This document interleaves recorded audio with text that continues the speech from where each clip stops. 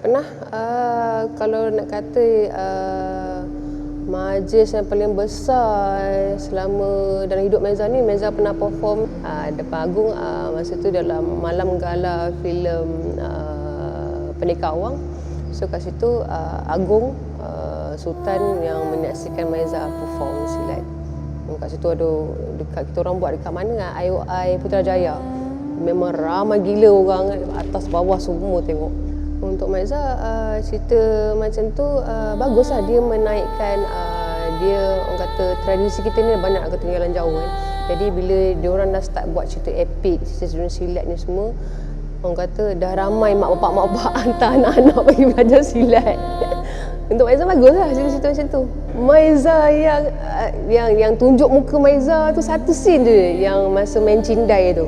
Itu sebab tu Meza tengah-tengah. Lepas tu yang selebihnya Meza tutup muka sebab Meza banyak cover Heliza dengan Fazura. Yang mana satu Meza tu Meza yang paling tinggi lah.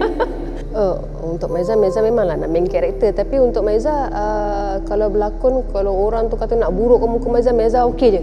Meza okey sebab Meza tak nak orang tengok Meza ni, okey Meza berlakon nak kena cantik je, nak kena ada bulu mata je. Meza tak nak macam tu. Meza nak yang jadi seorang pelakon yang berkualiti.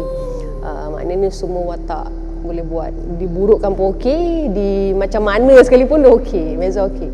Berbaloi ke tak berbaloi itu bergantung kepada kita bawa sesuatu watak tu lah kan. Ada setengah pelakon tu satu scene je tapi orang ingat. Meza memilih juga.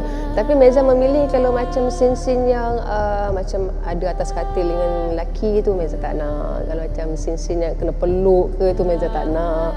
Scene-scene yang kata kalau scene tu kahwin kena cium dahi tu Meza tak nak. Benda-benda macam tu je. Ataupun suruh buka tudung ke buka aurat tu Meza tak nak. Itu drama KPDN. Cerita dia sebab watak tu Meza memakai produk yang salah, jadi kulit mengelupas. Tapi dah macam hantu. Kalau Meza, kulit Meza lebih kepada kering.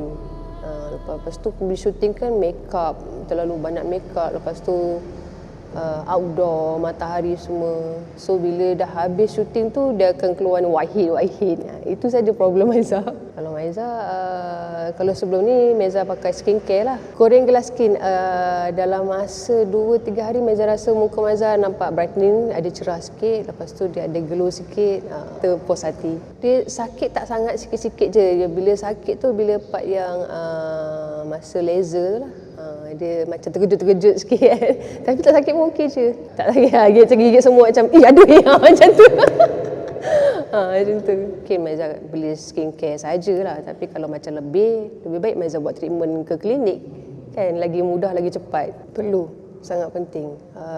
Nak lagi Meza dalam dunia industri ni memang kena orang kata jaga kulit muka, penampilan semua kan. Tapi kalau Meza tidak ke arah industri ni pun Meza tetap juga akan menjaga kulit muka Meza. Tak juga, bukan semata-mata untuk lawa, untuk kesihatan muka. Tak nak orang kata apa ada muka berjerawat apa semua kan. Macam orang kata bersih lah muka dia, bersih.